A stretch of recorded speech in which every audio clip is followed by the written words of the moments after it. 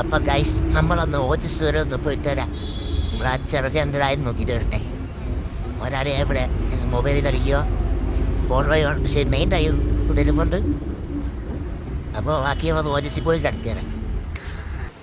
അങ്ങനെ രാവിലെ കുറേ കറക്കങ്ങളൊക്കെ കറങ്ങി രാവിലെ ഓജസ്സിലെത്തി.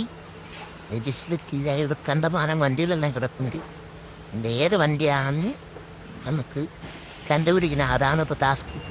ഇതിലെവിടെയാണ് നമ്മുടെ മുത്തെന്നുള്ളത് തപ്പിക്കൊണ്ടിരിക്കുകയാണ്. ഇതിലേതാണ്? ഇതാണ്? ഇതല്ല. എൻ്റെ അമ്മ ഇഷ്ടംപോലെ വണ്ടി കിടക്കുന്നു. ഇതിലെവിടെയാണെന്നാണ് തപ്പുന്നത്.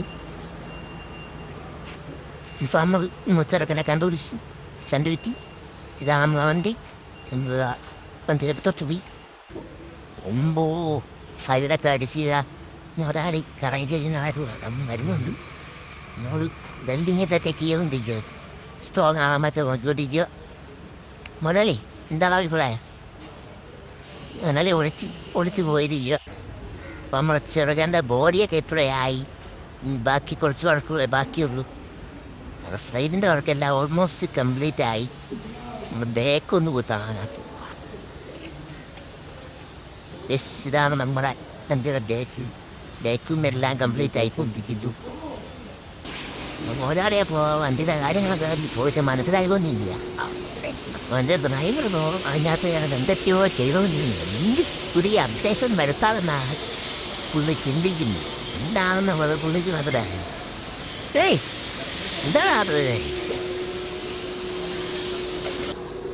ഇങ്ങനെ നമ്മളിപ്പോൾ എനിക്ക് ബാക്ക് സീറ്റിൽ വന്നു. ബാക്ക് സീറ്റ് വന്നേക്കുക. അമ്മ മുതലാളി കൃഷി മുതലാളി ചില്ലിട്ട് പിടിക്കൊണ്ടിരിക്കുക. എന്താണെന്ന് അറിയില്ല.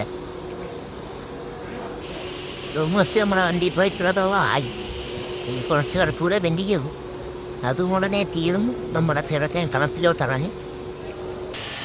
നമ്മളെ വണ്ടിയുടെ വെല്ലിയായിട്ട് മാമൻ കയറിയിട്ടുണ്ട്. നമ്മളിപ്പോൾ വെല്ലി എടുത്തോളഞ്ഞ് ഞാൻ നമ്മുടെ വെല്ലിയാണാണ്.